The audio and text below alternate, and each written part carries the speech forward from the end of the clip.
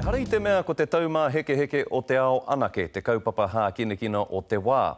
Nōna nahi I tīmata I te whakataetai waka ama o te ao ki Calgary I Kānata. Ko te tūmanako o ngā kapa hoi waka o Aotearoa kia whakahokia mai ngā tohu toa maha ki te kāinga. I mauake I a tahuri tūmoana etahi o ngā ringa hoi I mua I tō rātou wehenga atu ki Kānata. Kua pūao te atatū ki runa I ngā wai ripo o te roto o Pupuke ki te raki o Tāmaki Makaurau. Kua waiake ne kōtiro ki e nei tūmomo huihuina I tīmatahi ai tēnei tau. E hara ko rātou anake e nari arātua no nā tira hoi waka puta I te ao e whakanunu ana mō nā whakataetai ki Kānata.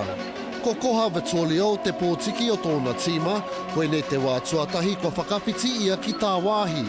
Ko ia tētahi o nā kōtiro e whai ana I o nā moimoia ki nā whakataetai waka ama o te ao.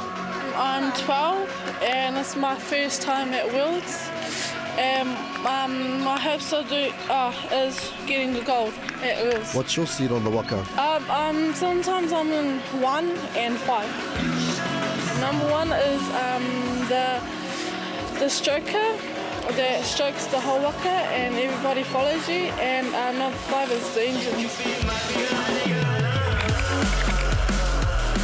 Nō nā krapu katoa o Tāmaki Makaurau e nei kōtiro, kua whakarau I ka mai ki raro I te kaupapa kotahi, hei kanohi ki te ama o Aotearoa ki Calgary, Kānata. Does it take a lot of work to actually pull it all together? Yeah, it's been a real struggle, hard trainings, but got there in the end, 1 week out, so not long to go. I like Wakama because you get a real close connection with the girls, and I like to work as one, as a team, and it's really fun to do, and inspirational. It inspires me, yeah. Ko rā nera Warren, te kaiako, kua whiwhi ia ki te metara kaura. Nō reira e mārama pai ana ia ki tēnei tū āhuatana. They're all perfectionists, and so they're hard on themselves. So when they do that, it makes it a little bit easier, because when you go to push them, they push themselves as well. So it's been good. It has been a big job for them, and they have worked hard. But we'll soon see when we get there anyway. Kua marara te tipu o te waka ama ki nā tō pito katoa o Aotearoa. Ko te pai tawhiti e whaia tiana kia uru ko te waka ama ki nā taumā heke heke o te ao. Do you think waka ama should become an Olympic sport? Oh, definitely. Yeah, I'd like to see it probably go through the Commonwealth as a Commonwealth sport first, and then just to develop it from there. It'll be a big change from what we're used to as in terms of whānau orientated sport. E ono nā tīma mai te hunarana tahi tainua ki nā kaumātua. Te kaumārua taua Sugar e hoi ana, koe nei te tua whao nā wā kua taia ki nā whakataetai o te ao.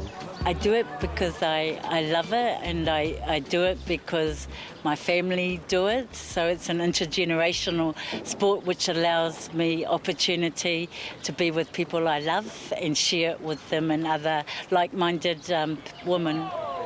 For us, it's been a privilege that as a senior woman that we've been able to join in with our rangatahi and with our girls and be able to combine and share the experience with them.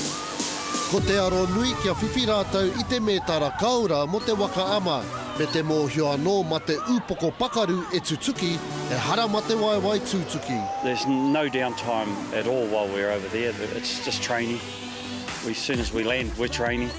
We're out running, we'll have them out running, just to snap them out of the holiday mode. I mean, the holiday mode, the only break they'll get is on the plane. So it's about 12 or 13 hours, I think.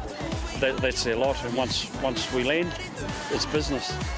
This campaign's, it's just like more family. We're into it, yeah. It was real challenging.